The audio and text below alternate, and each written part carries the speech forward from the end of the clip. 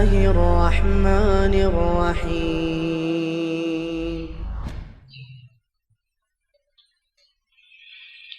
Assalamualaikum warahmatullahi wabarakatuh.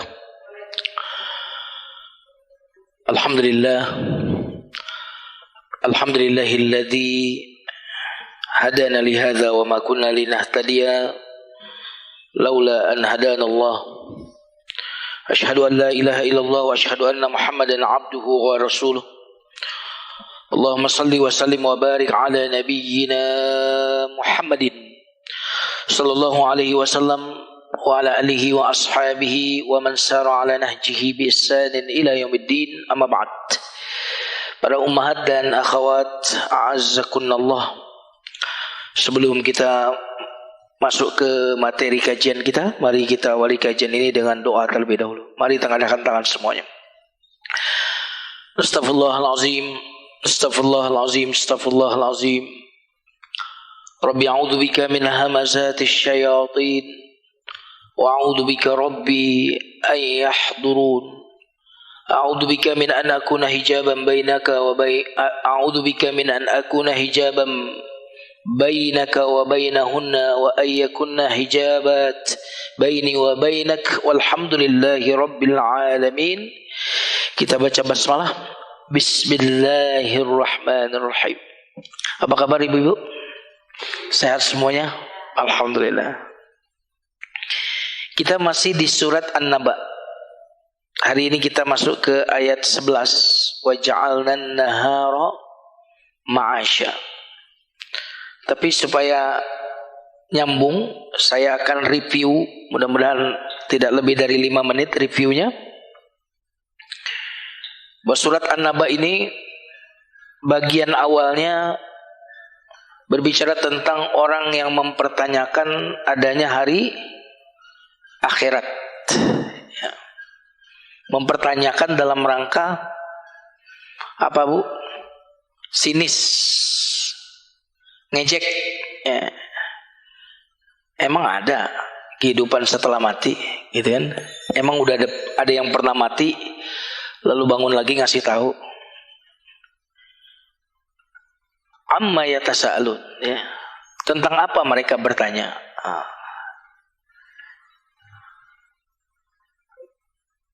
Ini sebuah pertanyaan yang menunjukkan bahwa tak pantas dipertanyakan gitu. Kenapa? Karena hari kiamat itu adalah nabaul azim, anin nabail azim. Kemarin sudah saya jelaskan kenapa hari kiamat itu disebut naba. Ada khobar, ada naba, yang artinya sama-sama berita. Khobar berita, makanya apa kabar? Mungkin gitu ya. Apa kabar itu mungkin asalnya dari apa? Khobar atau akhbar, berita. Tapi di sini nggak menggunakan kata anil khobaril azim, karena khobar dengan naba meskipun sama-sama berita terjemahnya. Kalau khobar itu berita remeh-temeh, ya. Artis pakai sepatu apa, pakai merek baju apa, itu namanya khobar, gitu. Kalau naba itu berita yang sangat-sangat penting, yang membuat orang kalau dengar itu pasti mengambil reaksi, pasti merespon, pasti bersikap. Nah, kalau mau ada gempa, kira-kira gimana? Gempa naba atau khobar? Akan terjadi tsunami, gempa atau itu khobar atau naba? Naba. Hari kiamat itu tidak pantas ente pertanyakan kejadiannya, apalagi ente ragukan, karena hari kiamat itu adalah naba. Nah, disifati lagi dengan azim, Bu. Azim itu artinya apa? Sesuatu yang terbesar, itu azim, Bu. Kalau ada benda besar di sini, yang paling besar disebut azim. Ada sesuatu yang dahsyat, yang terdahsyat itu namanya azim. Berarti nggak ada yang lebih dahsyat dari itu. Apalagi yang menyifati hari kiamat dengan dahsyat ini, azim ini, Bu, adalah Allah. Bu, kalau anak kecil bilang saya punya duit banyak, berapa duitnya? 50.000. Kalau Bill Gates bilang duitnya banyak, berapa? Nah, sama-sama bilang duit banyak kan? Banyak, tapi yang bilang berbeda orang pasti nilainya berbeda. Nah, kalau yang mengatakan banyak, besar, agung, dahsyat Allah, kira-kira bisa dibayangkan kedahsyatannya? Nggak bisa. Dan Allah bilang hari kiamat itu adalah berita yang sangat-sangat penting dan sangat-sangat dahsyat. Dan yang mengatakan itu adalah Allah. Berarti kalau ini berita penting sangat dahsyat, ini berarti sesuatu yang harus diperhatikan. Ya kan, Bu?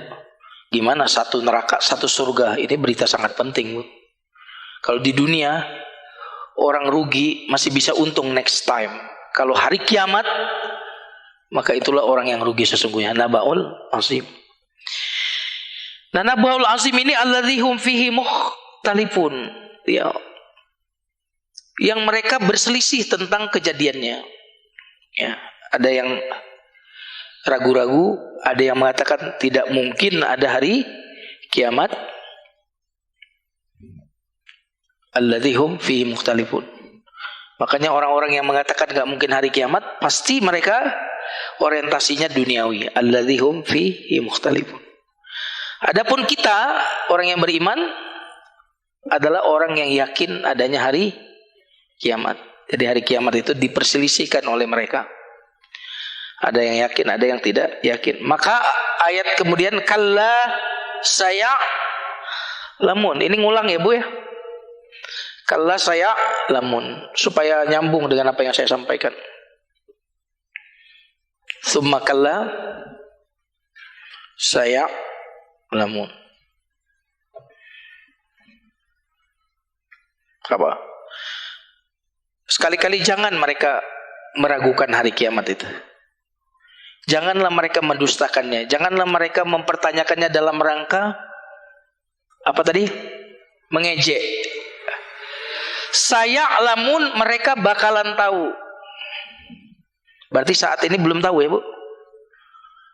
Summa kalla saya lamun, sekali-kali jangan mereka mendustakan hari kiamat itu. Kalla saya lamun, maka mereka bakalan tahu. Kenapa diulang, Bu, ini, Bu? Pertama penekanan. Yang kedua, saya lamun yang pertama ini maknanya indal maut. Ini nanti inda yaumil qiyamah. Mereka nanti bakalan tahu bahwa hari kiamat itu benar. Ya, ada hari kebangkitan itu nanti waktu kematian.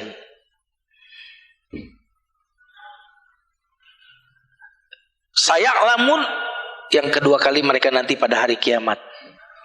Maka mereka bakalan tahu. Seperti begini, Bu, alhaakumut takatsur hatta zurtumul maqabir kalla sau. Jangan kamu dilalaikan oleh dunia sampai lupa ibadah, sampai lupa taat. Jangan. Kamu enggak mau nurut juga, ente bakalan tahu nanti. Ya, akibatnya nanti paling tidak nanti di usia asar hidupmu kamu bakalan ngeh, bakalan tahu. Summa kalla saya lamun, nanti di akhirat kamu bakalan tahu. Mirip anak kita, nak, yang rajin dan belajar, nak. Jangan bermain sama teman-teman itu membuat kamu nggak mau belajar, nggak mau disuruh les ini, les itu. Pokoknya aku nggak mau, kata anak kita. Kalla saya lamun. Semua kalla saya. Nanti kamu bakalan tahu. Nanti saat teman-teman kamu sukses, kamu mengerti apa yang dikatakan oleh ayah kamu. Paham insyaallah. Sudah nyambung ya?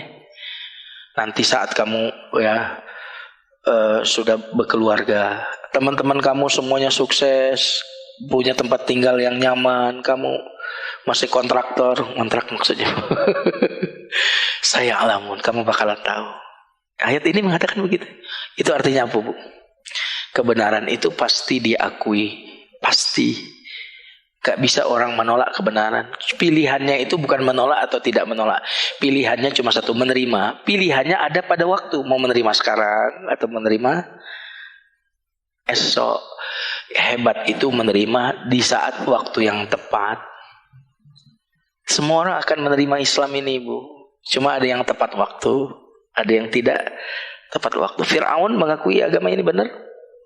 Kapan? Tenggelam. Saya alam.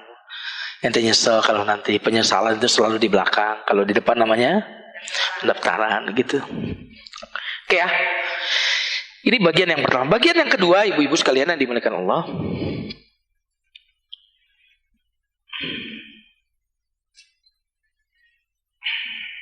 Sebentar.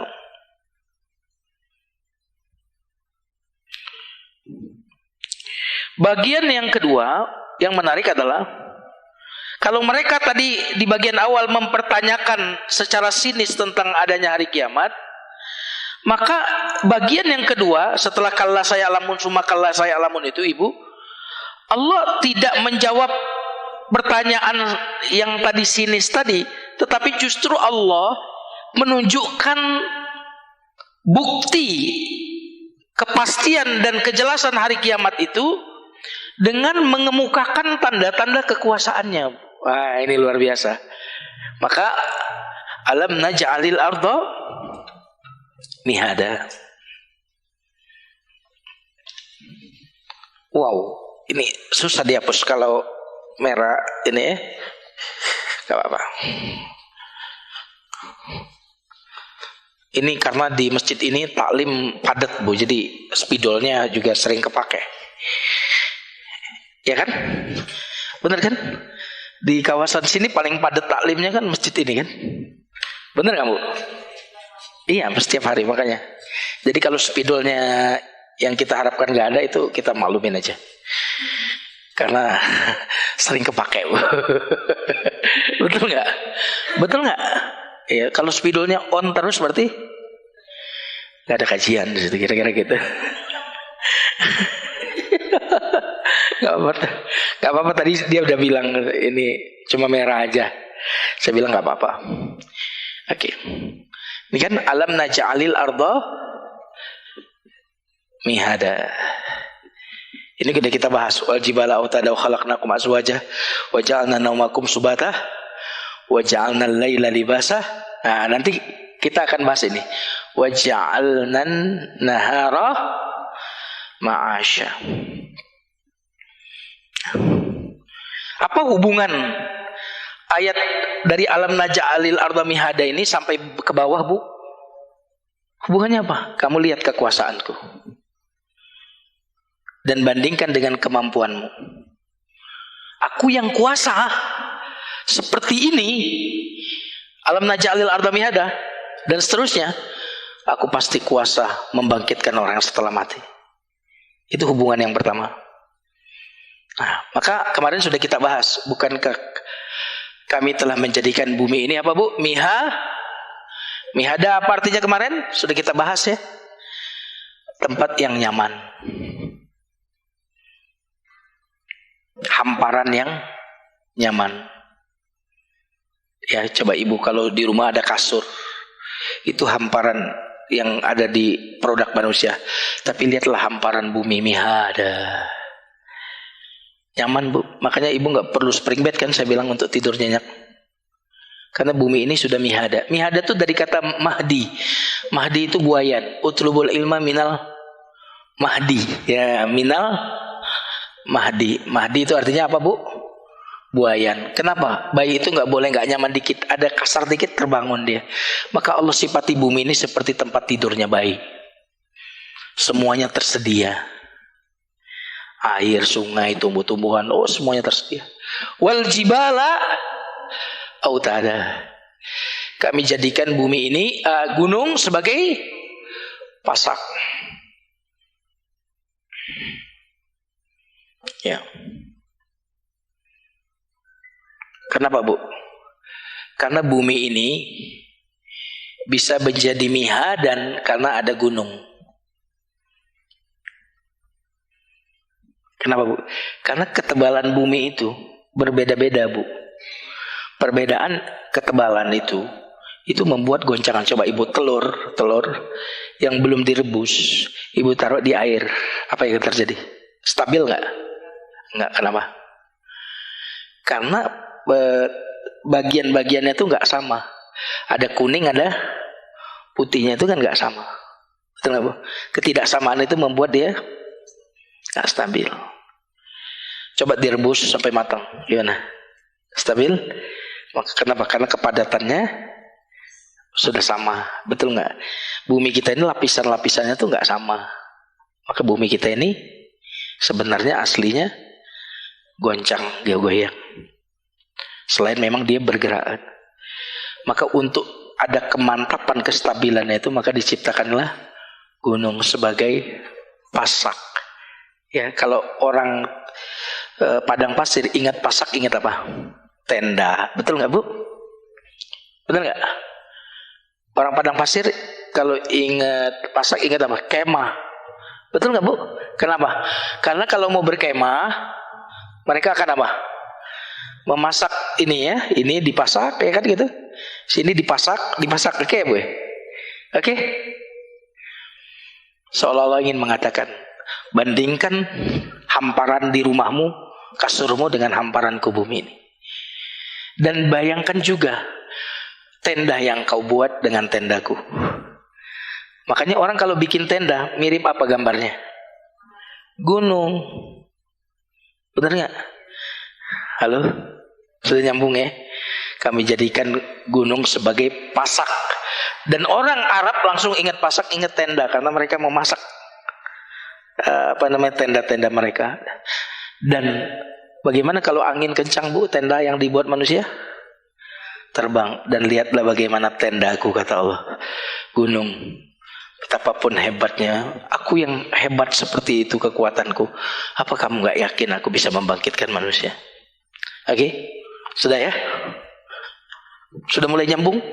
Ya. Wal jibal wa khalaqnakum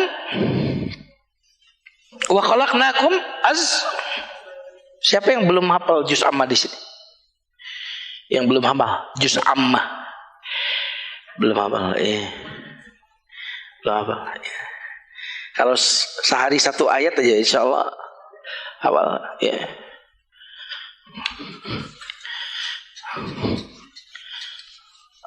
Nah, pas kita kan ngaji ini supaya surat-surat ini jadi mudah dihafal juga. Oke. Wa khalaqnakum azwaja.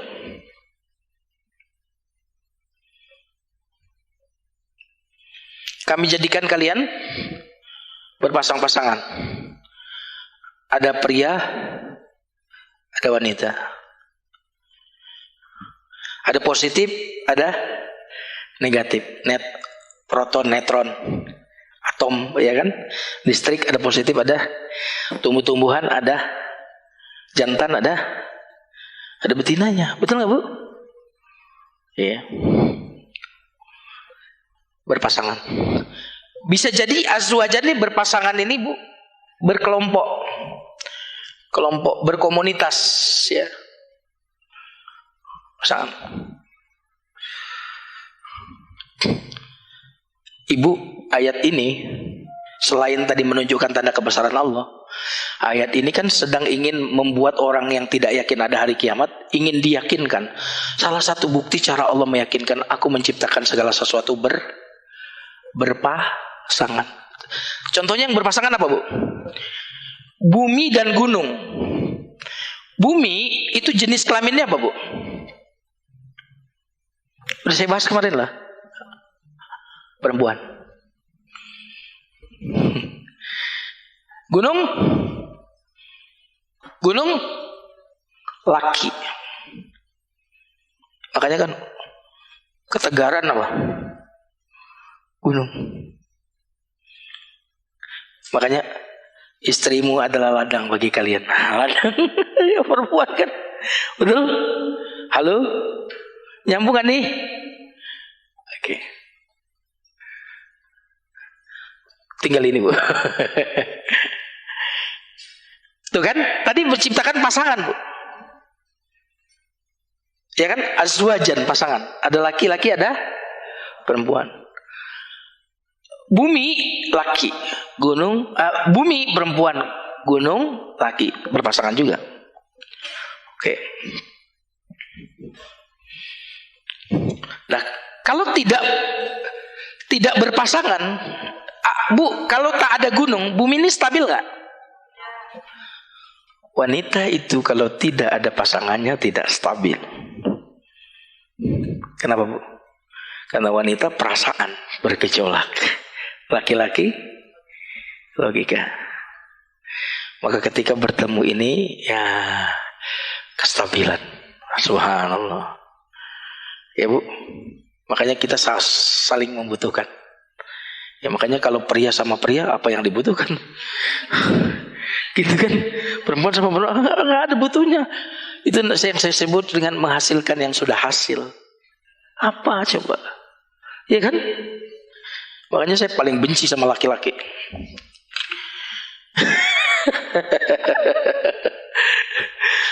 Wa khalaqnakum azwaja. Oke. Wa ja'alna naumakum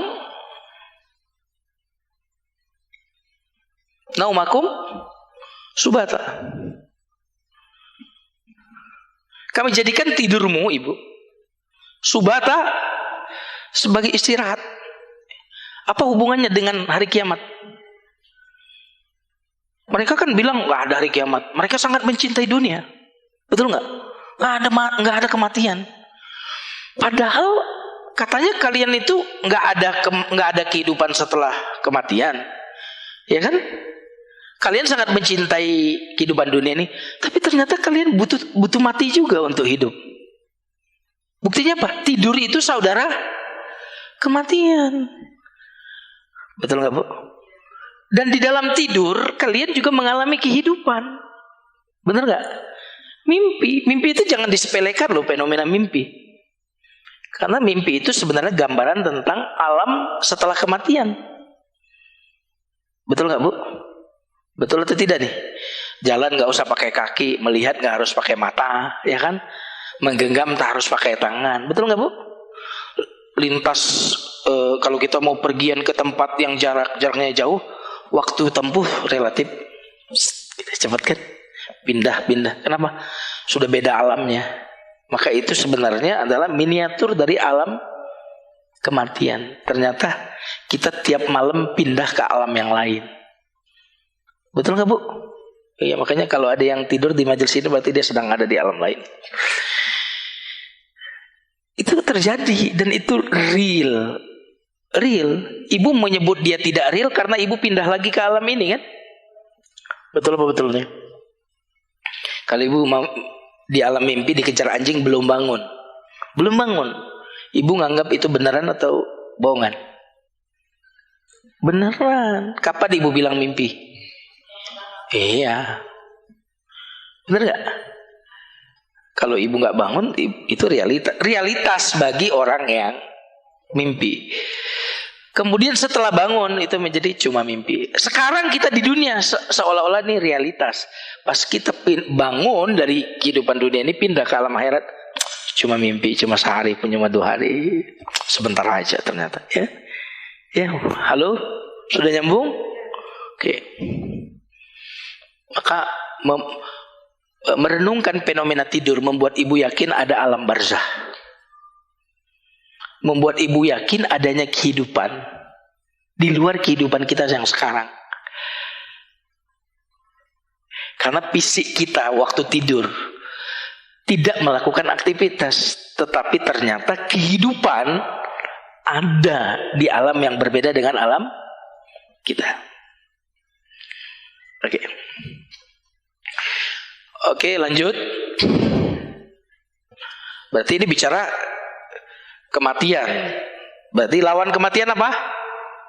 Kehidupan. Ibu hidup di dunia ini, ibu harus mati dulu dari hidup di alam rahim. Makanya ibu meninggalkan alam rahim. Ibu meninggal dari alam ini, hidup di alam ini. Berarti ibu meninggalkan alam ini, dunia, untuk hidup di alam. Sudah nyambung apa belum nih? Halo? Ibu kan meninggal alam rahim, meninggalkan. Meninggal dunia, kenapa disebut meninggal dunia? meninggalkan dunia. Meninggal berarti ada sesuatu yang ditinggalkan. Kita meninggal dulu dari alam rahim, meninggalkan alam rahim, baru bisa hidup di alam dunia. Kalau ibu mau hidup di alam barzah, harus meninggalkan dunia dulu. Jadi meninggal adalah pindah dari ruang yang sempit menuju ruang yang lebih luas. Seperti anak ayam yang menetas, pindah dari cangkang yang kecil menuju yang sudah nyambung nih. Nah, kita ini pecah dari cangkang kita nanti, seperti burung yang dilepas dari sangkar, maka dia akan hidup lintas, tak terbatas. Gimana Bu? Quran tuh keren banget kan? Iya. Wa ja'alna al-laila libasa. Kami jadikan malammu sebagai ja'alna al-laila libasa, pakaian, penutup. Ya, karena malam itu kegelapannya menutupi. Kalau menutupi ingat apa? Pakaian. Lihat pakaianmu. Paling menutup seberapa sih? Tapi lihat pakaianku, menutupi seluruhnya. Lihat kebesaran dan keagunganku. Ya. Kemudian waja'alnan nahara ma'asya. Kalau malam sebagai istirahat, sebagai pakaian yang menutupi, yang privasi dia di situ, maka kami jadikan siang sebagai pencari kehidupan, ma'asya, kehidupan. Ya. Makanya malam gelap, siang terang, karena siang itu untuk cari nafkah, kehidupan, kalau malam untuk istirahat. Ada pasangan kan, tadi kami ciptakan segala sesuatu berpasangan. Ya, kami jadikan kalian berpasangan. Kami ciptakan segala sesuatu berpasangan, nanti bisa ditemukan di surat Az-Zariyat. Wa min kulli syai'in khalaqna zawjaini. Segala sesuatu kami ciptakan berpasangan. Berarti ada laki-laki, ada perempuan. Apa hubungan laki-laki dan perempuan dengan malam dan siang? Abu, baca surat Al-Lail. Wal-laili idza yaghsha. Enaknya kalau hafal juz amma tuh gitu. Wal-laili idza yaghsha wan nahari idza tajalla. Wa ma khalaqal dzakara wal unsa. Demi malam ketika menutupi, demi siang ketika terang benderang, demi laki-laki dan perempuan. Berarti tadi menciptakan berpasangan ada laki dan perempuan, kemudian disebut lagi diciptakan malam dan siang sebagai pasangan. Kalian laki-laki dan perempuan itu seperti pasangan malam dan siang. Nah, kita tidur di waktu apa biasanya? Malam. Nah, oke, waja'alna naumakum subata. Ya. Malam sebagai pakaian. Dan di Quran, Ibu, pasangan kita itu adalah pakaian. Hunna libasul lakum wa antum libasul lahunna. Istrimu adalah pakaian, suamimu adalah pakaianmu. Dan Allah di sini menyebut apa? Malam sebagai pakaian. Berarti fungsi pakaian itu apa? Menutupi, menjaga, melindungi. Betul nggak Bu? Berarti kita mestinya suami istri harus saling menjaga, melindungi. Ya kan, karena istri kita adalah pakaian kita.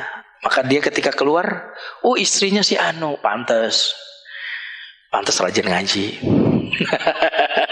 Gitu. Itu istrinya Pak Anu. Kalau keluar rumah pakai baju kutang doang, oh pantas. Istrinya Bapak Anu ya. Kasihan suaminya nggak ngapa-ngapain kena batunya ya Bu ya. Maka kita ini adalah citra bagi pasangan kita. Maka jangan pikir ibu keluar rumah membawa diri ibu sendiri. Apalagi istri saya bilang, kamu memilih saya sebagai suami, saya ini ustadz. Pasti orang lebih ketat menilai. Kalau mau bebas dulu mestinya jangan nikah sama ustadz, saya bilang. Walaupun setiap muslimah tetap punya. Cuma ketika orang mengatakan istri ustadz, berarti harus lebih apa? Lebih hati-hati. Kadang-kadang namanya dia, backgroundnya juga sarjana ekonomi kan. Dapat hidayahnya juga setelah bekerja, istri saya itu. Tadinya juga nggak pakai kerudung awalnya, tapi waktu nikah sudah pakai. Artinya background dia seperti itu, maka ketika dia, ya karena memang background, posting di Facebook sesuatu, ini nggak pas, nggak apa-apa kok, suamimu siapa? Ini untuk ukuran ustadz nggak pantas nih posting ini, saya bilang gitu. Iya, saya bilang, walaupun kalau orang umum ini biasa, tapi kalau istrinya ustadz nggak biasa. Itulah saya bilang beratnya. Jadi, iya, udah kalau yang namanya suami ustadz itu pasti kurang ideal, Bu. Kenapa? Lebih banyak di luar daripada di rumah. Benar nggak, Bu? Ya makanya jangan punya suami ustadz. Benar nggak, Bu? Jangan kelihatannya kalau punya suami ustadz itu ideal gitu. Justru nggak ideal, Bu. Benar nggak? Minggu libur dia ngisi pengajian, ya kan gitu. Nggak jelas, waktunya nggak jelas. Beruntung ibu-ibu ya. Kok jadi kesana-sana ya? Ibu berarti laki-laki dan perempuan seperti malam dan siang. Walaupun tidak secara tegas Quran itu mengatakan siapa yang jadi malam, tapi siapa yang jadi siang. Tidak secara tegas. Tapi feel-nya, kira-kira menurut ibu lebih mewakili malam atau mewakili siang? Mewakili malam. Kenapa, Bu? Kenapa, Bu? Malam itu ketenangan, ya kan? Mewakili apa? Kesejukan, terus memberikan kekuatan, mengembalikan energi, kan gitu. Siang itu kan sesuatu yang sifatnya apa, Bu? Kerja keras, berkeringat, banting tulang, tukang daging soalnya. Ya. Oke. Nah, karena pasangan malam dan siang inilah kemudian kehidupan ini bisa berjalan. Karena pasangan suami istri, kehidupan ini bisa ada. Orang-orang yang LGBT itu kalau seandainya tidak memakai konsep man, woman, and love, mereka nggak ada loh. Betul nggak? Betul nggak? Mereka sendiri yang kekeh dengan LGBT-nya. Kalau mereka tidak menolak ini azwaja berpasangan, mereka nggak ada loh. Betul nggak? Maka LGBT itu memusnahkan manusia. Karena jika semua orang melakukannya, maka punah manusia.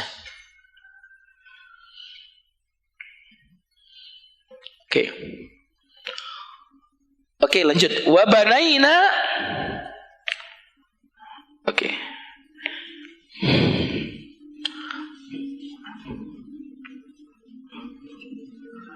Agak susah.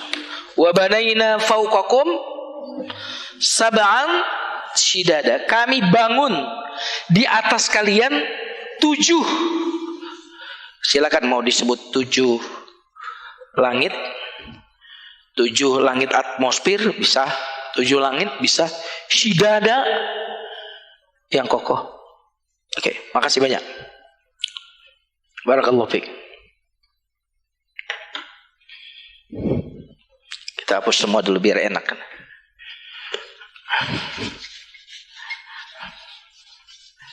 Iya, karena gede tadi ininya.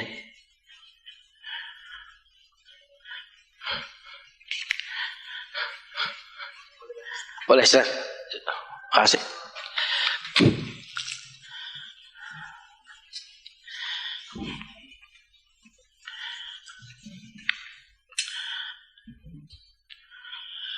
Bisa 7 apa tadi artinya? 7 langit. Bisa jadi 7 langit, ada 7 langit. Walaupun keilmuan sekarang mengatakan sampai sekarang langit ini ketika mereka naik terus belum ketemu ujungnya. Jadi bagaimana mereka mau mengatakan, kok Quran ini berani mengatakan 7 langit? Padahal para astronot itu kalau naik ini belum ketemu ujung langit pertama. Tapi Quran sudah mengatakan 7 langit. 7 langit ini bisa juga diartikan 7 langit atmosfer, karena lapisan atmosfer juga 7. Oke? Bisa juga 7 di sini, ini yang lebih saya setujui, yang menunjukkan arti banyak. Berarti Allah ingin mengatakan, kami bangun di atasmu 7, menunjukkan langit-langit. Itu berarti bicara apa, Bu? Bicara galaksi, bicara apa lagi, Bu? Super cluster. Kata 7 itu menunjukkan apa?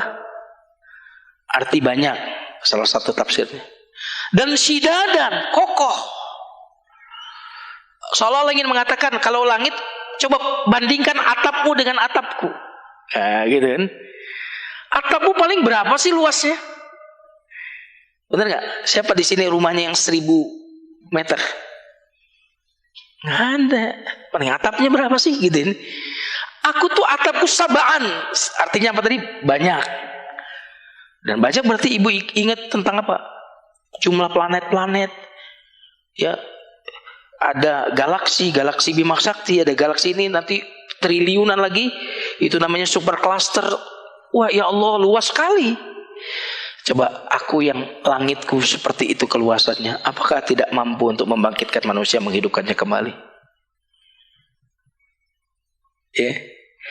Kemudian apa pasangan langit, Bu? Waja'alna wa banaina fawqakum sab'an shidada, terus waja'alna sirajan wahaja. Berarti pasangannya langit apa? Langit berpasangan dengan apa, Bu? Matahari. Bumi tadi pasangannya apa? Oh, kan? Berarti Allah sedang ingin meyakinkan orang dengan adanya hari kebangkitan dengan prinsip berpasangan. Ya, kalau tadi dengan prinsip kekuasaan, lihat kekuasaanku. Ini juga ingin meyakinkan orang dengan adanya kehidupan setelah mati itu dengan prinsip apa? Berpasangan. Langit dan matahari. Perhatikan langitmu, atapmu. Atapmu perhatiin, ya, bandingkan dengan langit Allah. Baru bangun udah bocor kita mah ya. Benar gak, Bu? Ketahuan bocornya itu pas musim hujan. Ini pas dulu baru jadi nih rumah bocor. Iya kan? Atap kita coba bandingkan. Matahari bandingkan dengan lampu kamu. Lampu. Bandingkan lampumu itu dengan lampuku. Sinar matahari itu. Sebab apa? Kan Allah ingin bandingkan hamparanmu dengan bumiku. Bandingkan tenda yang kau buat dengan tendaku gunung. Ya. Ini Allah ingin mengatakan bandingkan atapmu dengan atapku. Matahari bandingkan lampumu. Bisa menerangi berapa sih? Lampu di rumah tuh menerangin berapa meter sih, berapa luas yang diterangi? Udah gitu ngeluh bayar PLN lagi kan gitu. Wong kalau tambah AC dikit udah jetrek, belum dinaikkan deh. Makanya trek-trekmu, nah matiin AC, jetrek nih, gitu kan. Kalau mau gosok bilang dulu ya. Itu cerita diri sendiri, Bu.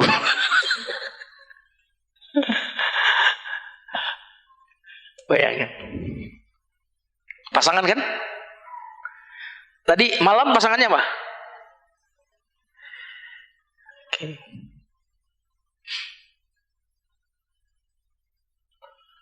Waja'alna sirajan wahaja. Terus wa anzalna minal sirati ma'an fajjaja. Kami turunkan dari mu'sirat. Ini awan. Sebenarnya asal katanya ini bukan awan, Bu. Dari kata asr. Al-asr. Apa al-asr artinya? Apa artinya al-asr? Asr itu artinya perasan. Peras.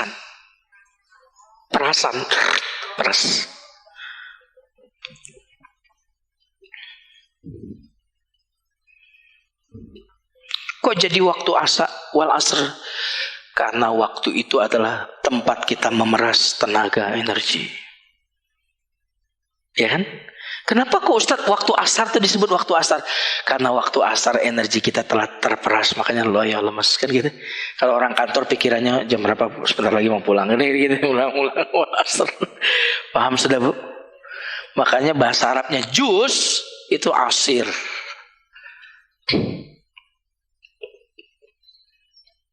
Asir artinya jus.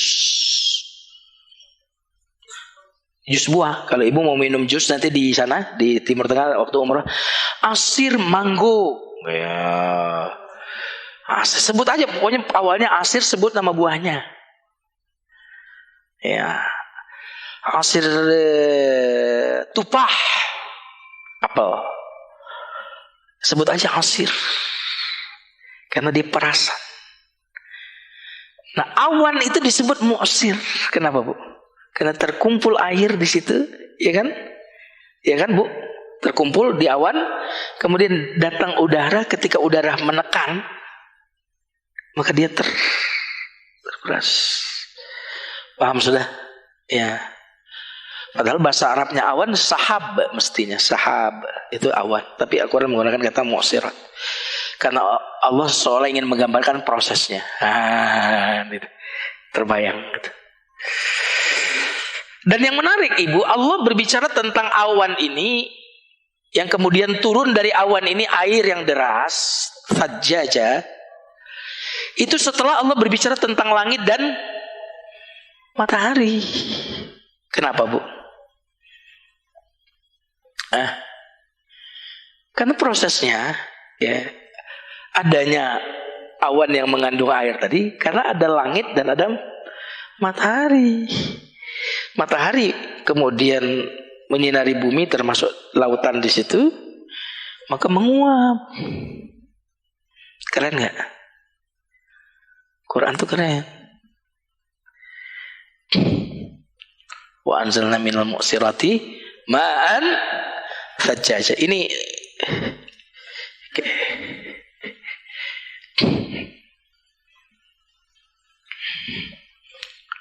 lanjut, sudah nyambung ya?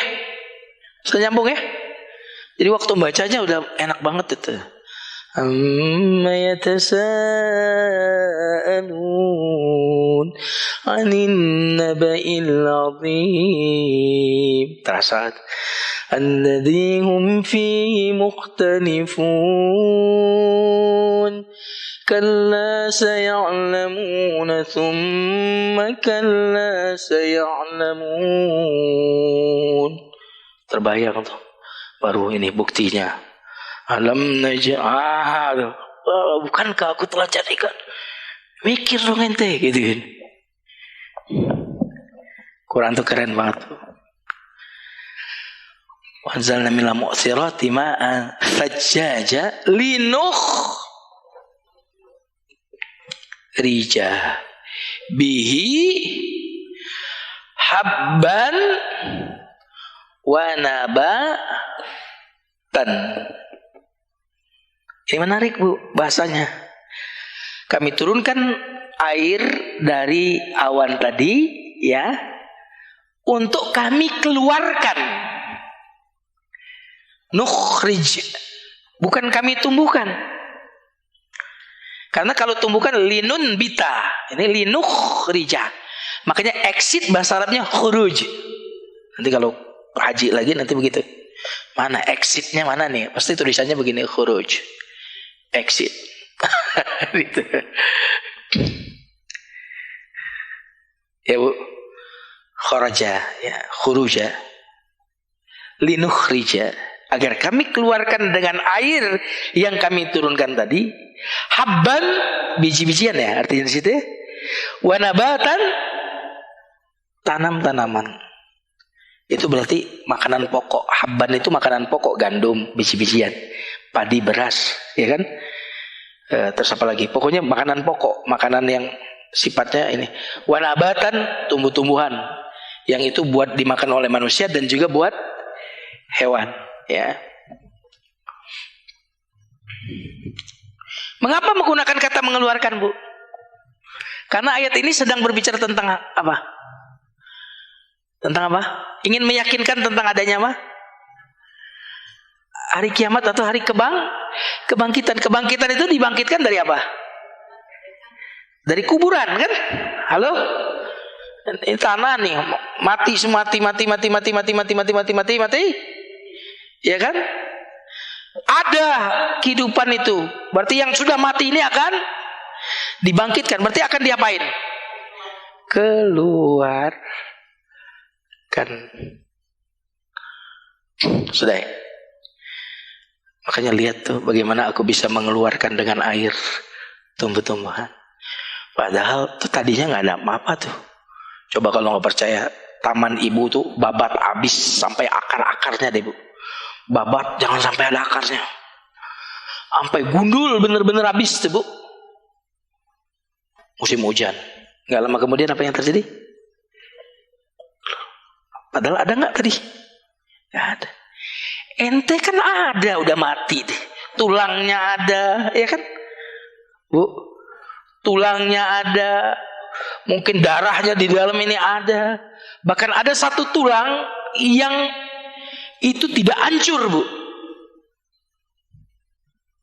Makanya ada teknologi genetika namanya. Tulang itu bisa diambil sari-sarinya, kemudian diambil, kemudian ditemukan dengan sel telur. Jadi fotokopian manusia nanti. Jadi orang yang sudah mati itu ada fotokopian yang mungkin nanti wajahnya sama, karakternya sama, bisa seperti itu. Teknologi manusia sudah bisa seperti itu. Kayak di film-film cloning.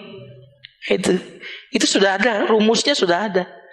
Tuh kamu aja bisa, apalagi aku yang menciptakan. Ya, Bu.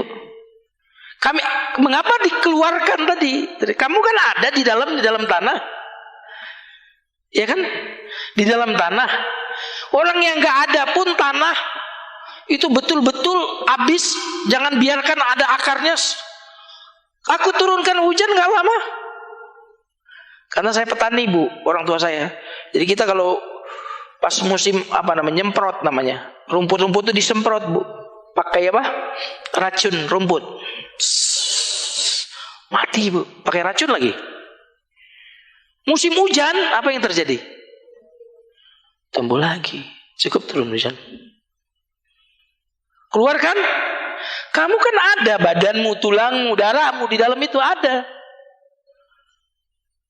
Dari yang tidak ada saja aku bisa keluarkan, apalagi kamu ada. Tuh, kamu lihat nggak tanda kekuasaanku pada hujan itu? Kamu lihat ada tanah yang tandus, mati, lalu kami turunkan lalu menjadi hidup tanah itu. Begitulah aku menghidupkan orang yang mati. Semudah itu bagi Allah. Pernah nggak waktu ngelihat hujan, ngelihat tanaman, ingat hari kebangkitan? Nah ini dia. Nggak kepikiran. Nah agama kita itu nyuruh tafakur ini, tafakur matahari, tafakur bulan. Jangan kita itu dalam beragama ribut soal-soal remeh-temeh terus. Ngomongin itu lagi, kunut nggak kunut, goyang jari apa nggak goyang jari, sedekap begini apa sedekap begini, capek deh, gitu kan, gitu. Mau ya bicara matahari kek, bicara bulan kek, bicara biji-bijian, tanam-tanaman tadi. Ini kan disuruh ini alam naj'alil arda mihada. Keren banget. Bener nggak? Kurang kerjaan itu kalau orang dakwah yang banyak PR-nya itu pasti nggak sempat ribut-ribut.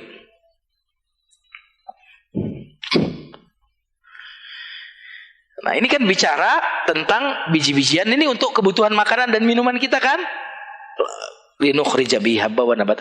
Lalu Allah tumbuhkan juga dengan wajannatin. Keren banget nih. Dan kebun-kebun, apa bahasa di situ apa? Ya, kebun-kebun ya tapi. Oke. kami tumbuh-tumbuhkan juga jannat, kebun. Alfafan, lafa itu berlilit-lilit. Itu menunjukkan rimbunnya, sampai rapat rimbun.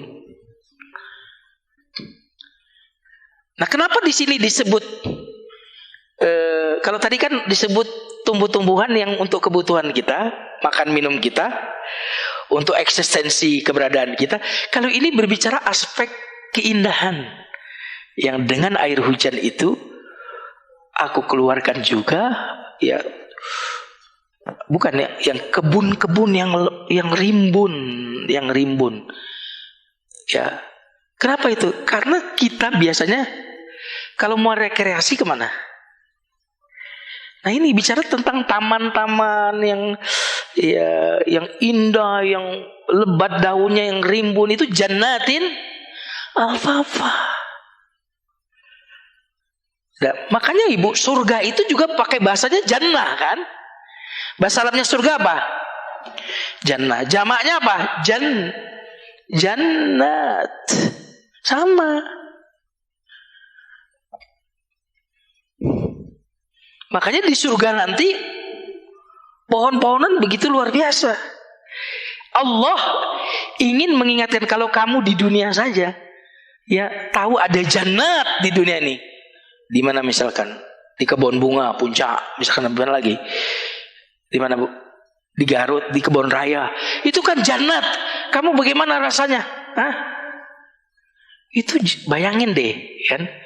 Kalau ada jannat di dunia, pasangannya berarti ada jannat apa?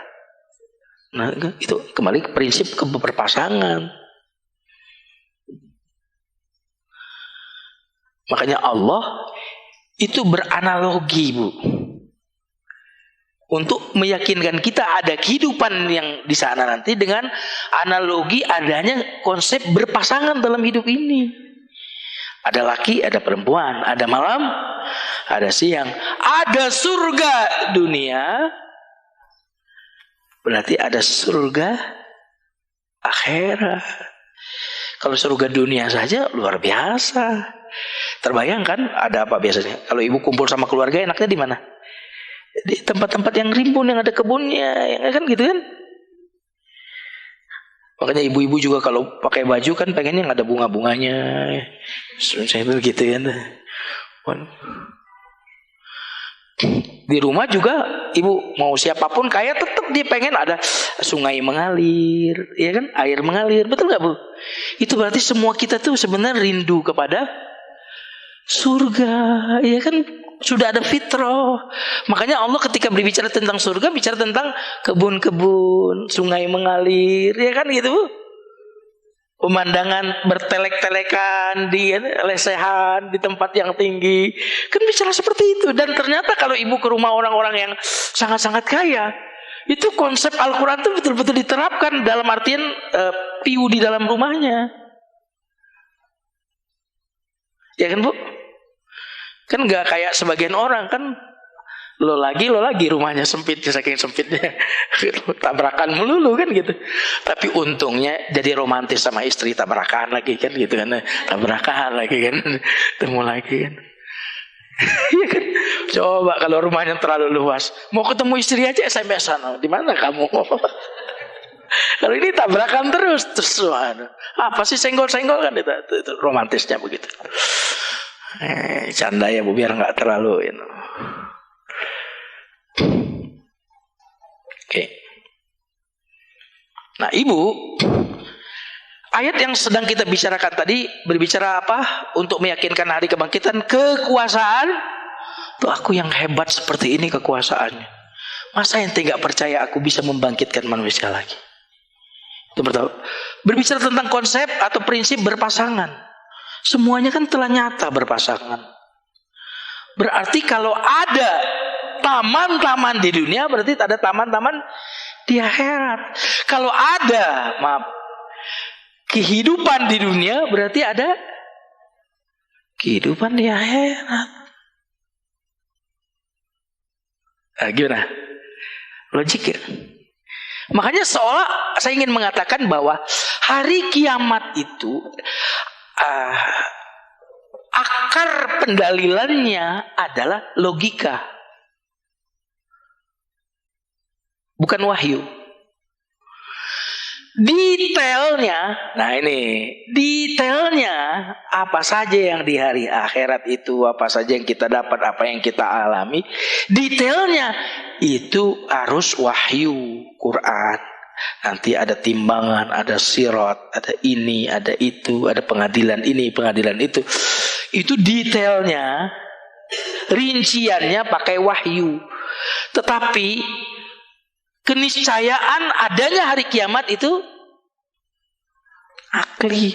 Makanya orang yang tidak percaya dengan adanya hari kiamat, akalnya nggak waras. Makanya Quran sekali lagi ingin meyakinkan orang yang tidak percaya kepada hari kiamat itu dengan menggunakan akal, mikir.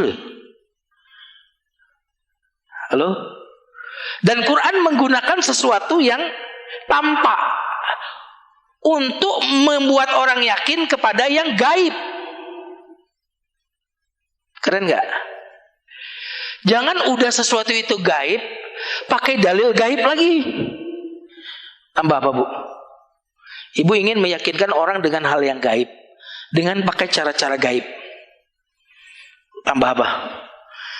Tambah bingung, tambah gak yakin. Quran itu justru bagaimana agama kita ini sangat rasional, sangat menjunjung tinggi berpikir itu sangat. Makanya wahyu yang pertama suruh berpikir, Iqra.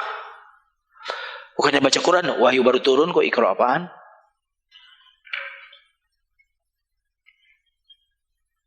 Halo Bu, makanya harus berpikir. Makanya beruntung ibu senang ngaji ini, luar biasa. Karena siapa manusia? Orang yang suka menuntut ilmu itu manusia. Berarti orang yang sudah nggak mau belajar berarti bukan manusia. Ini kelihatannya canda, enggak. Karena satu-satunya pembeda kita dengan hewan apa? Akal. Berarti kalau kita nggak fungsikan itu berarti sama. Jadi menuntut ilmu ini sesungguhnya kita sedang mengaktualisasikan atau membuktikan bahwa kita ini manusia. Berhenti ngaji, berhenti baca, berarti selesai jadi manusia, begitu.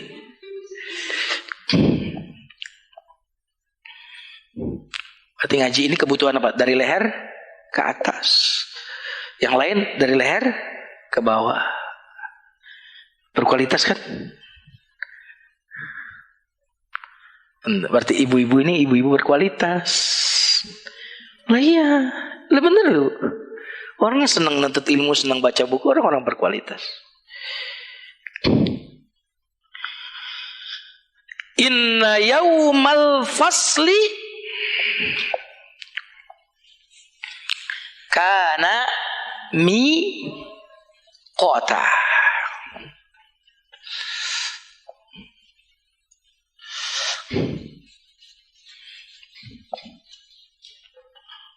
Sesungguhnya hari kiamat, hari kiamat itu salah satu namanya adalah Yaumul Fasli. Kan hari kiamat itu banyak namanya, Bu. Ada Al-Waqi'ah, Al-Haqqah, terus apa lagi? At-Tammah, As-Sakhah. Apa? Sa'ah. Sa'ah. Salah satu nama hari kiamat adalah Yaumal Fasli. Fasl itu artinya apa? Ingat nggak dulu? Kelas. Itu kelas bahasa Arabnya apa? Faslun. Apa? Mengapa harus ada kelas? Adanya apa? Pengelompokan. Iya kan? Kelas 1 aja udah dikelompokkan kalau di sekolah-sekolah tertentu. Kelas 1 bla bla bla, kelas 1 bla bla bla, namanya kan gitu, dikelompokkan berdasarkan apa biasanya? Usia, berdasarkan apa lagi? Kemampuan, iya kan? Betul nggak? Dikelaskan. Artinya ada pemisahan.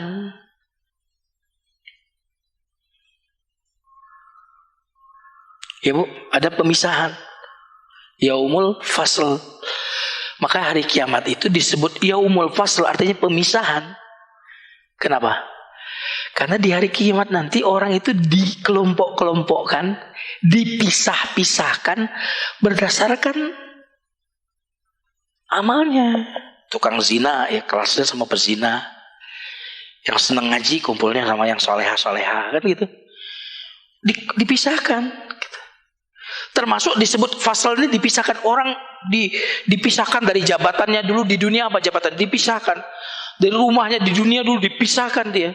Hari yang betul-betul ya, orang itu dianukan, apa namanya, didudukkan dengan sesuai dengan amalannya, yaumul fasl. Ya.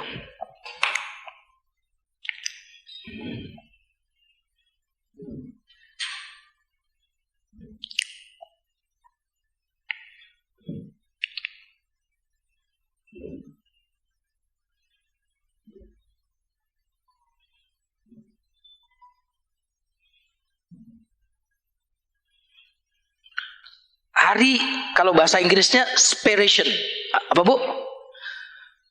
Ya, the day of separation. Ya, hari pemisahan. Pemisahan tadi diantaranya dikelompokkan, dikelaskan. Pemisahan juga maksudnya orang akan dipisahkan dengan statusnya selama di dunia, terpisah dari keluarga, terpisahkan dari teman, jabatan, pengalaman pendidikan, kekayaan. Ya. Terpisahkan mana yang benar, mana yang salah, mana yang tauhid, mana yang syirik. Itu dipisahkan. Mana ahli surga, mana ahli neraka. Sebenarnya di dunia ini juga udah mulai terpisahkan, kan Bu? Benar gak? Betul atau tidak nih Bu? Iya. Kumpulnya sama orang yang sama dengan kita Bu. Yang seneng ngaji kumpulnya. Makanya saya ketemu teman-teman, ketemunya di situ lagi, di masjid lagi ketemu. Kayaknya ketemu di surga kita nih, mudah-mudahan. Saya bilang gitu kan, gitu ketemu dia lagi. Di mana-mana saya ketemu, saya ngisi di perkantoran ketemu bapak dari Bintaro, ketemu lagi. Saya lagi ikut training, ketemu lagi orang Bintaro, ketemu lagi kita di sini. Saya bilang, subhanallah. Di dunia ini sudah seperti itu. Maka di akhirat nanti juga demikian. Inna yaumal fasli kana miqata. Miqata artinya apa Bu? Waktu yang telah ditentukan. Ya. Seperti inna sholata kanat alal mu'minina kitaban mauquta. Salat itu adalah ketetapan yang sudah ditentukan waktunya. Miqata. Dari kata waqt. Ibu-ibu sekalian yang dimuliakan Allah, sebentar saya buka file saya. Karena filenya berbeda-beda ini. Karena saya kan menyampaikan tafsir ini Bu dari berbagai macam tafsir. Jadi nggak satu tafsir. Makanya ibu sulit menemukan apa yang saya sampaikan ini di satu tafsir, sulit. Nah.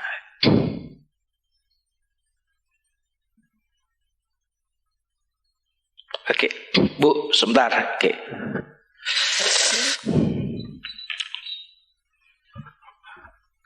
Ibu kalau sekolah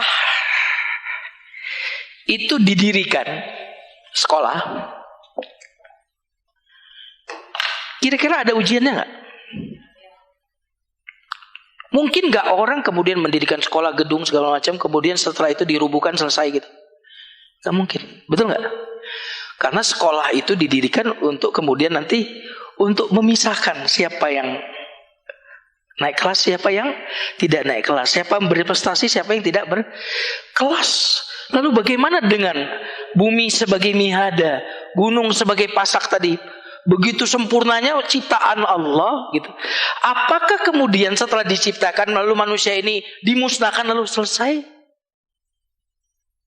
Masuk logika nggak?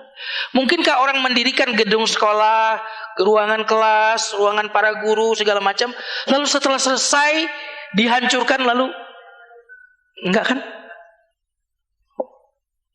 Makanya saya bilang tadi harinya kiamat itu adalah dalilnya apa Bu? Akal sehat. Rinciannya wahyu. Makanya ayat ini tadi inna yaumal, setelah bicara tentang nih alamku begitu hebat, apa masuk akal alam yang begitu teratur, begitu terancang seperti ini, lalu kalian diciptakan sia-sia?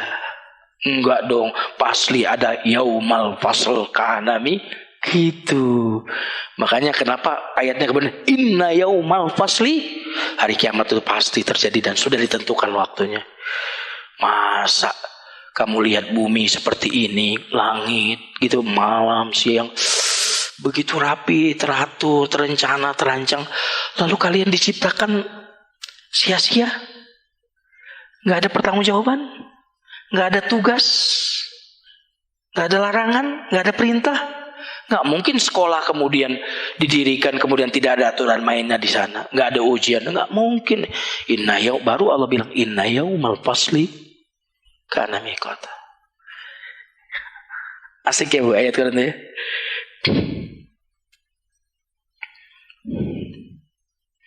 Itu seolah-olah Allah ingin mengatakan seperti dalam surat Al-Mu'minun ayat 115, afahasibitum annama khalaqnakum abasa wa annakum ilaina la turja'un.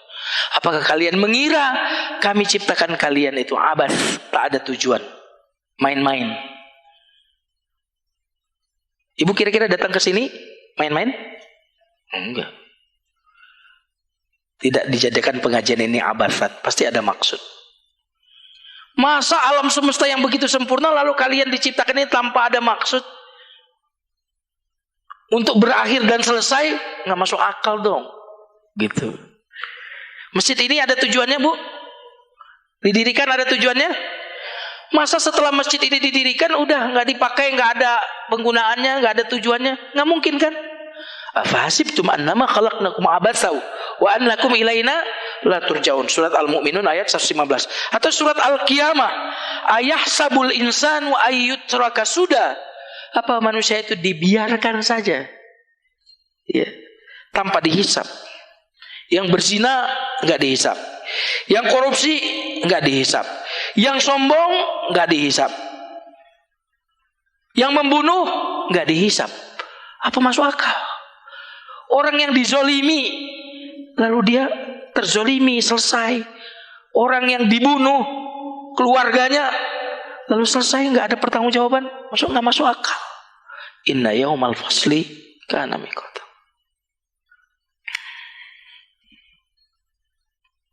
Dalam surat Al-Hijr ayat 92 sampai 93 Allah berfirman, "Fa wa rabbika lanas'alannahum ajma'in amma kanu ya'malun." Demi Tuhanmu kami akan integrasi mereka semuanya terhadap apa yang telah mereka lakukan.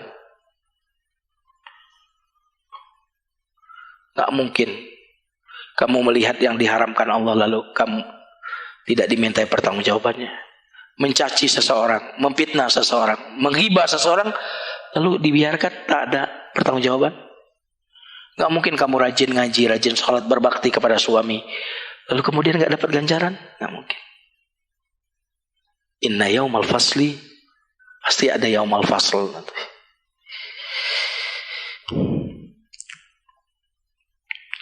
Seolah-olah kesimpulannya seperti ini. Yang telah menjadikan bumi sebagai hamparan, gunung sebagai pasak, yang menjadikan segala sesuatu berpasangan, yang menjadikan tidur sebagai istirahat, malam sebagai pakaian, siang sebagai waktu untuk mencari nafkah, yang membangun di atas kalian, ya, bangunan yang sangat banyak dan kokoh, yang menciptakan matahari, yang menurunkan hujan agar menumbuhkan tumbuh-tumbuhan. Apakah yang menciptakan itu semua lalu tidak meminta pertanggungjawaban dari kalian? Gak logik kan gitu ya. Inna yaumal fasli kana miqata.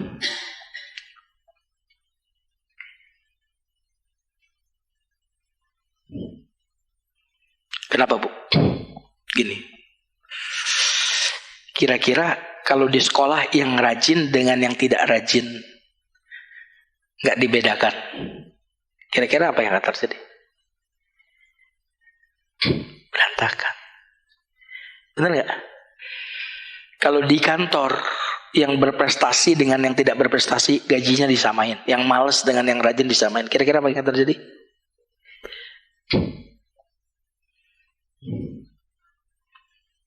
Kalau yang salah dibiarkan saja, ya, yang salah, yang zalim dibiarkan saja di dunia ini, nggak dihukum. Kemudian yang baik juga nggak dihargai, apa yang akan terjadi? Rusak. Di dunia saja itu tidak menerima itu, apalagi di akhirat. Inna yaumal fasli kana miqata. Bu, supaya mantap ini, jam berapa?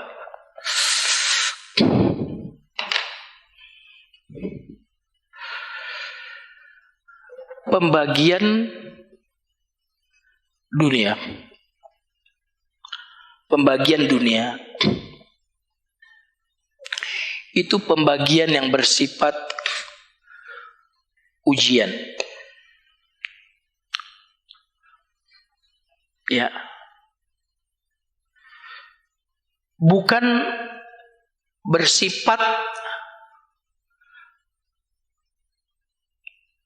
penghargaan.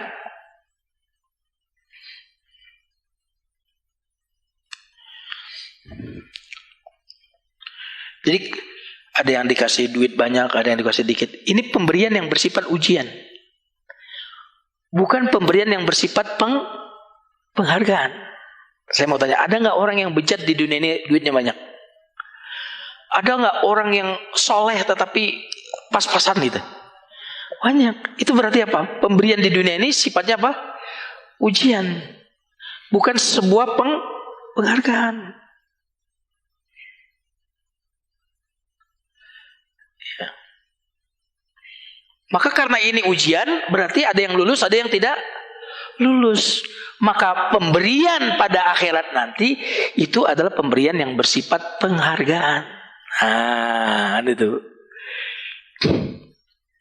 Makanya kalau di dunia ini ibu tidak perlu terlalu bersedih kalau kita tidak mendapat bagian yang besar dari dunia. Karena itu bukan tanda kemuliaan, tapi itu tanda ujian. Miskin ujian, kaya ujian. Ibu mau diuji dengan yang mana? Kaya atau miskin?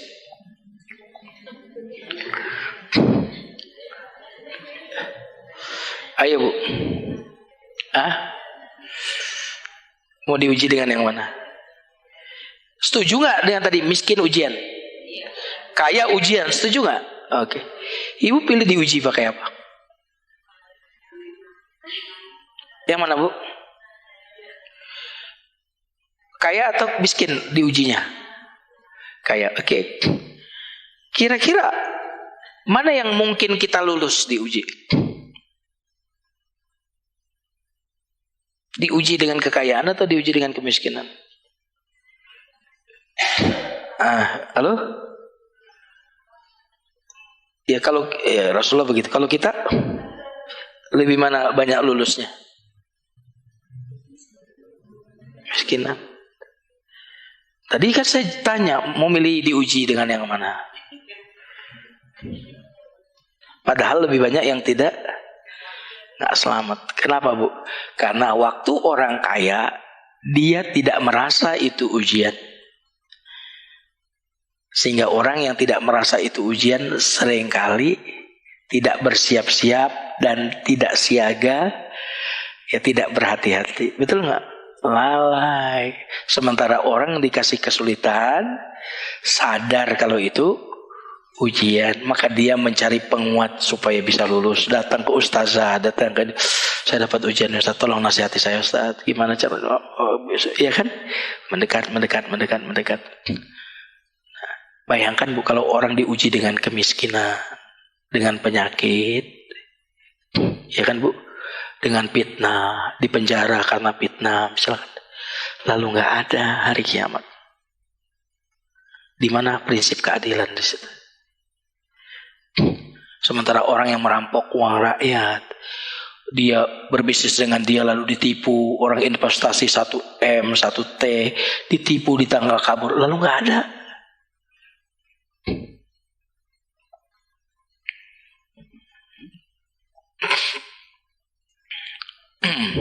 Yauma yunfakhu fis-sur.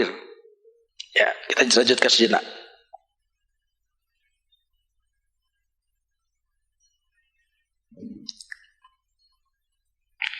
Pada hari ditiupnya apa Bu? Sangkakala.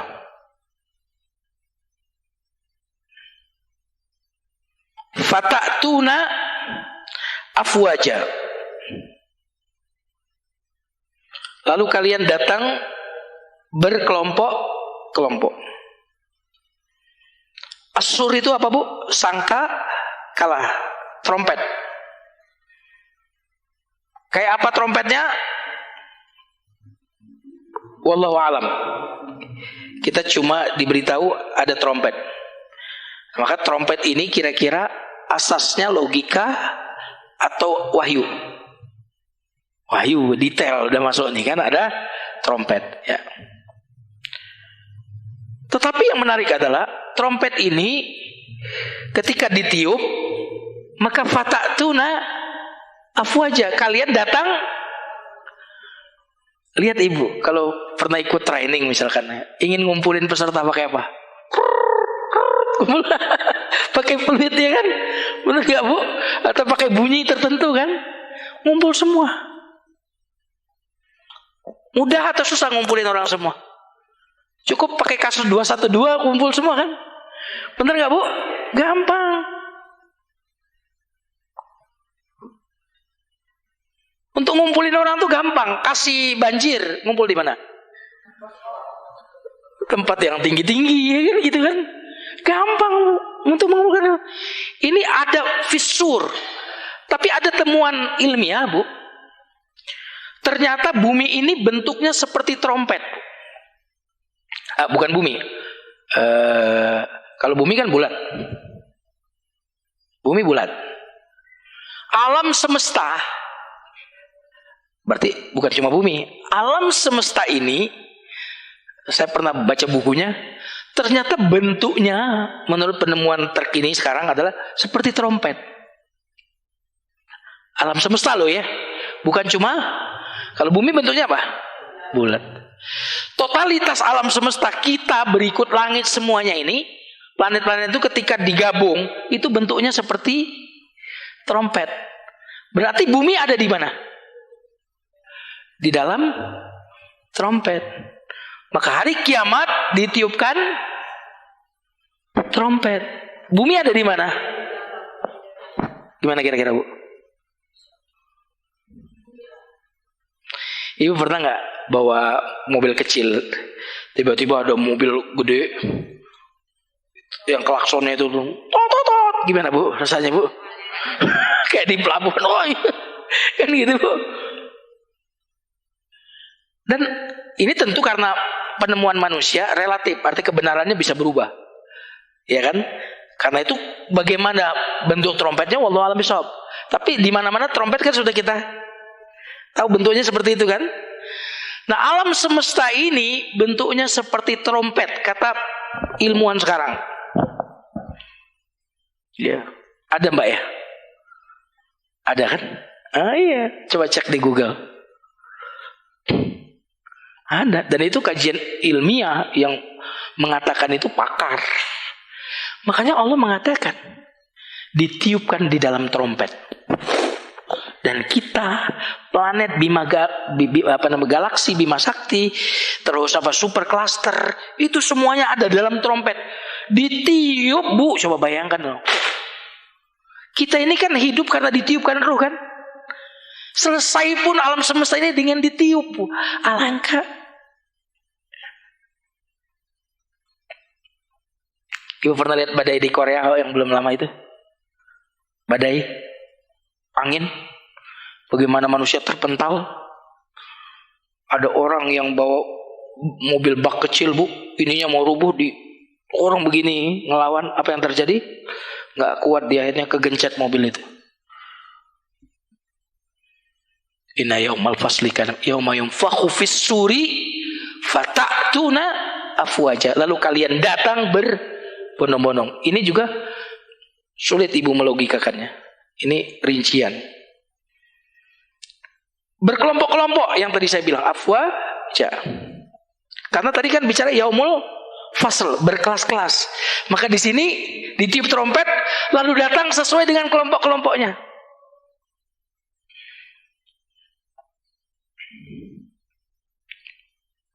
Wa futihatis sama'u fakanat abwaba. Langit pun dibuka sehingga dia menjadi beberapa ada pintu-pintu. Waduh, kayak apa, Bu? Wa suyyiratil jibalu fakanat saroba. Gunung pun diapakan tuh? Dijalankan kalau arti aslinya. Diapakan? Dijalankan sehingga dia menjadi fata morgana. Ibu-ibu, apa yang ingin disampaikan ayat ini? Berarti saat itu tatanan semesta alam ini berubah. Itu yang ingin. Ketika ditiup trompet, ya, berarti manusia kan ada tiupan pertama hancur semua. Tiupan yang kedua bangkit. Saat bangkit itu orang sudah datang sesuai dengan amal-amalnya. Dan tahukah kita ayat ini mengatakan apa? Langit ini, Bu, terbuka. Sesuatu yang tadinya kita tidak tahu apa isinya langsung terbuka. Seperti pintu-pintu yang terbuka. Seolah-olah kalau sekarang tertutup. Itu terbuka berarti langit sekarang berubah menjadi langit yang berbeda. Gunung yang kita kenal, yang kita lihat seperti sekarang nih. Kalau gunung apa kalau di Indonesia ini? Ya gunung-gunung. Nanti gunung yang kita lihat sekarang berubah saroba seperti fata morgana. Berarti kalau yang membuat stabil bumi tadi gunung, Bu, ketika gunungnya dicabut apa yang akan terjadi?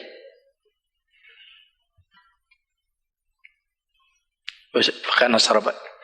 Nah, saat itu, Bu, ya, berbicara tentang apa? Inna jahannama kanat mirsada. Pada saat itulah kemudian manusia dikelompokkan. Pasangan, ada surga, ada neraka. Kan pasangan tadi prinsipnya kan? Ada surga, ada neraka. Ada fasl, hari di mana manusia itu dipisahkan. Dan di antara yang dipisahkan adalah ada orang yang masuk neraka, ada orang yang masuk surga. Ini fasl, dipisahkan. Ada pasangan surga, neraka, dunia, akhirat. Ya, hidup, apa namanya? Ada kematian, ada kehidupan. Ada surga dunia, ada surga akhirat. Ada neraka, ada surga. Ini Allah ingin mengatakan itu semua. Dan kita pada pertemuan yang berikutnya kita akan membahas neraka dan surga. Berarti pasti ada surga dan neraka karena prinsip berpasangan dalam hidup ini. Ada baik, ada buruk. Ada orang sukses, ada orang gagal. Di akhirat pun demikian, nggak disamakan. Wallahu alam bishawab. Silakan kalau ada yang mau bertanya sebelum saya tutup.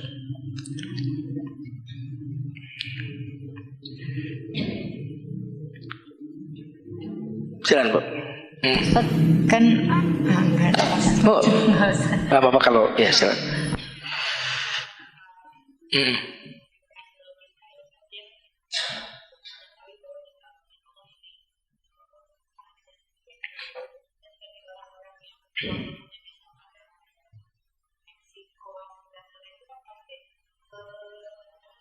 Islam tuh cenderung sedikit banyak yang tidak mengetahui. Ya. Ya. Oke. Siap. Ada ayat di dalam Quran, saya lupa suratnya tapi bunyinya begini. Wa ma kunna mu'adzibina hatta nab'atsa rasulan. Kami tidak akan mengazab sampai kami mengutus rasul, sampai mereka tahu benar salah, tahu Islam. Kalau sampai belum tahu Islam, berarti tidak akan ada tuntutan dan siksaan. Adil banget kan Allah, ya kan? Nah, belum sampai informasi kepada mereka, itu tidak akan. Maka, nah tapi di zaman sekarang pertanyaannya, di mana jarak itu tidak lagi ada, betul nggak? Apa yang terjadi di satu tempat kita akan tahu saat ini live, ya kan? Teknologi sudah sampai ke kebun-kebun. Saya kalau nelpon keluarga saya di kampung, halo, lagi ngapain? Lagi nyangkul nih. Itu artinya apa? Informasi sekarang tidak ada lagi alasan bahwa orang gak dapat informasi, karena semua orang itu telah bisa mengakses teknologi. Di dalam dunia teknologi tak ada lagi batas. Ini Indonesia, ini Amerika, udah gak ada batas lagi. Bahkan dai-dai yang bisa berbahasa Inggris, bahasa Jepang, segala macam itu tersedia di YouTube tuh. Apa yang mungkin pengen penceramah yang bisa bahasa Inggris, ada. Pengen tahu Islam, ada Zakir Naik pakai bahasa Inggris, banyak itu. Jadi sehingga orang itu tidak bisa sekarang ini beralasan nggak sampai. Kalaupun nggak sampai, para ulama mengatakan tetap mereka akan dihisab berdasarkan akal. Apa yang dianggap baik oleh akal, lalu mereka lakukan, maka mereka dapat pahala. Apa yang dianggap buruk oleh akal, lalu mereka lakukan, apa yang dianggap buruk, lalu mereka lakukan, dapat dosa. Maka hakim bagi mereka itu akal, kata sebagian ulama. Ya, kalau jadi nggak ada alasan mereka itu kemudian nanti nggak dimintain pertanggungjawaban. Pasti diminta pertanggungjawaban. Cuma apa yang menjadi alat ukur baik dan buruk? Akal, fitrah. Iya kan, benar nggak? Nah itu yang menjadi sandaran. Jadi kalau mereka melakukan apa yang dianggap akal baik, ya dapat pahala, masuk surga gitu. Ketika belum sampai Islam. Tapi di zaman sekarang sih menurut saya agak sulit. Iya. Daerah mana coba yang sekarang ini nggak masuk Islam?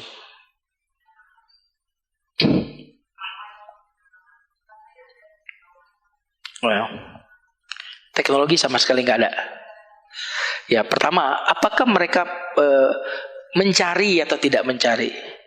Kalau mereka tidak tahu, tidak mencari, pasif, ya dosa. Iya.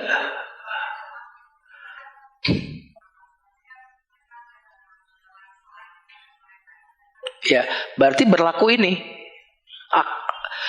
Apa yang di masyarakat situ dianggap baik secara kultur mereka, itulah anunya, apa namanya, kebaikan mereka, pahala mereka. Apa yang dianggap oleh hukum sosial mereka itu buruk, itulah dosa bagi mereka. Itu masuk ke situ, atau masuk ke ayat Quran, mereka nggak disiksa, nggak masuk surga tapi tidak disiksa. Lah iya nggak masuk surga, nggak ada amalannya. Tempatnya berarti tidak di surga, tidak di neraka. Kalau tidak di surga, tidak di neraka, berarti mana? Antara dua tempat. Ada pembahasan di bab akidah, ada itu.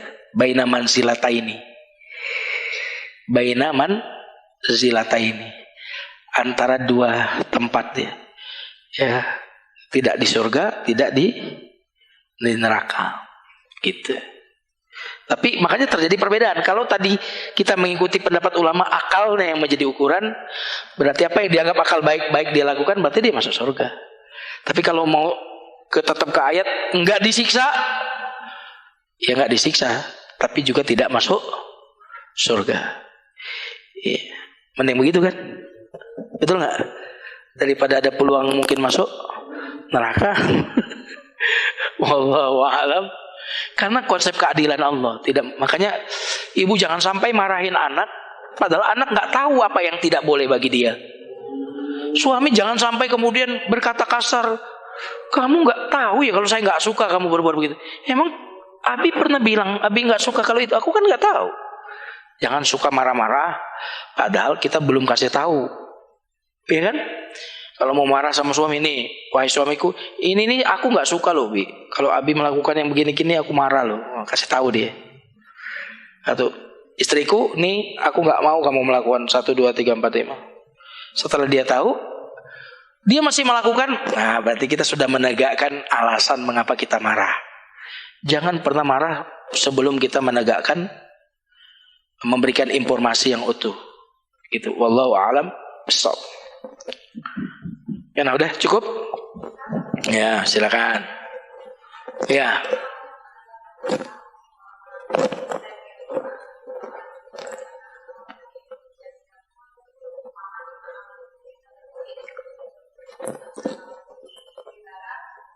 Ya. Ya. Siap. Ya. Oke. Ibu itu pendapat makanya, bukan Quran, bukan hadis. Kalau ibu nggak setuju, boleh. Saya nggak setuju Ustaz itu dengan prinsip itu. Kata itu bukan Quran, bukan hadis. Tentu yang dimaksud di situ akal sehat, akal yang universal. Semua value kebaikan itu universal kan, betul nggak Bu? Kejujuran, betul nggak Bu? Jujuran, terus apa lagi? Dusta itu nggak? Ya kan, itu tentu akal yang sehat Bu, bukan akal-akalan, kira-kira gitu ya. Akal yang sehat, akal yang universal. Semua manusia menganggap itu, contohnya memberi, itu akal sehat baik nggak? Berzina itu buruk nggak? Saya yakin kalau akal sehat dari negara manapun buruk berzina. Iya, tapi kalau tanya akal sehat, makanya orang-orang yang mereka di sana yang punya akal sehat nggak mau berzina Bu. Orang-orang yang akalnya sehat di barat pun nggak mau minum minuman keras Bu. Iya kan? Betul nggak? Bukan ukuran bahwa di sana dibolehkan atau tidak Bu. Yang akal semua manusia mengatakan itu baik.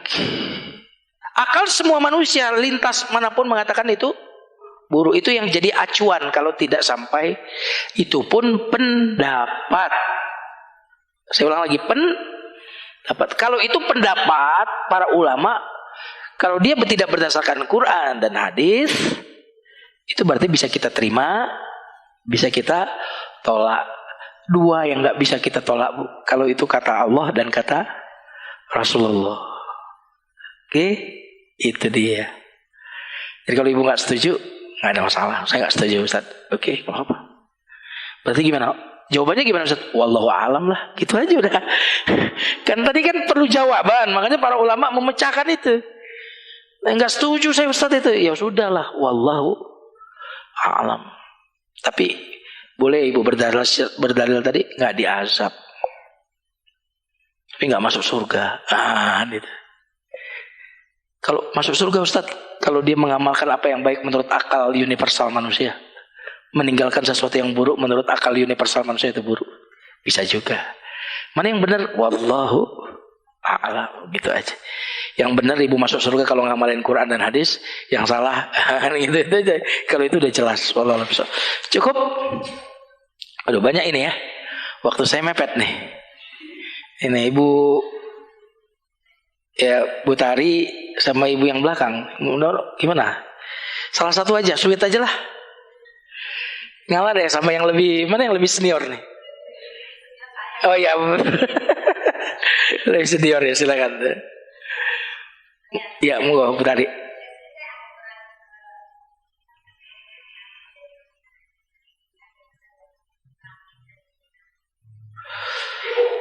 Ya, ya. Bina itu artinya bangunan. Bina. Berarti kalau bicara langit dan binaan, berarti apa? Konstruksi bangunan. Karena wabanaina dari kata kami bangun. Wassamaa binaa. Langit sebagai bangunan. Nah kalau bangunan itu ibu terbayang sebuah bangunan konstruksi. Kalau dia langit berarti atap ada penyangganya, ya kan gitu. Dan Allah mengatakan sebagai bangunan, tapi langit ada penjaganya enggak? Enggak ada. Kok bisa ya? Itulah aku kata Allah, hebatnya aku. Langit sebagai bangunan berarti kokoh. Ya Bu, karena sebuah bangunan pasti kan terukur, terancang, ya kan Bu? Betul nggak? Ada kalkulasinya, ada arsiteknya, istilahnya kan gitu. Arsitek berarti ada pengetahuannya, ada ilmunya, ada knowledge-nya di situ. Ya, maka lihatlah langit dan bandingkan dengan langit ciptaan bangunan kalian yang kalian bangun. Aku membangun langit yang ada di atas kalian itu adalah bangunan yang aku bangun. Nah, ingat bangunan. Itu kata bina itu artinya bangunan, Bu. Banaina kami bangun. Itu. Bukan binaan. Binaan bahasa Indonesia dengan binaan. Kalau binaan itu berarti ngajarin gitu ya. Kalau binaan dalam bahasa Arab artinya bangunan. Jangan samakan. Walaupun waktu kita mendidik sebenarnya kita sedang membangun karakter kan gitu. Ya kan? Berarti wasama binaan itu bangunan fisik. Langit itu bangunan fisik, bukan lagi fisik. Dan Allah ingin mengajak kita mengcompare bangunan langitmu dengan bangunan langitku. Bagaimana? Atapmu dengan atapku. Kan sama-sama bangunan. Coba kalian lihat konstruksinya. Farji'il basara hal tara min futur alladzi khalaqa sab'a samawati tibaqa. Aku menjadikan 7 langit bertingkat-tingkat. Farji'il basara. Coba kamu berulang-ulang tuh pandang langit. Hal tara min futur. Adakah sedikit aib kurang di situ, kelemahan dalam bangunanku? Sempurna. Kesempurnaan sesuatu berarti sesuatu diciptakan itu ada tujuan nggak? Ada tujuan nggak? Nah kalau alam semesta ini sempurna, apakah aku ciptakan kalian itu tanpa tujuan? Mustahil kan? Inna yaumal fasli kana miqata. Wah gitu. Ayat itu ingin mengatakan itu. Inna yaumal fasli kana. Bahasa Quran tuh keren banget. Udah. Cukup ya Bu, maaf banget gak bisa nanya karena saya ada kajian lagi di tempat yang lain ya. Makanya saya pakai motor supaya tidak terlalu tergesa-gesa juga di sini karena kalau pakai mobil saya harus spare time-nya 2 jam. Kalau pakai motor 1 jam kurang insyaallah ya. Doain ya biar selamat di jalannya. Oke, mari kita tutup dengan istighfar. Astaghfirullahaladzim, astaghfirullahaladzim, astaghfirullahaladzim.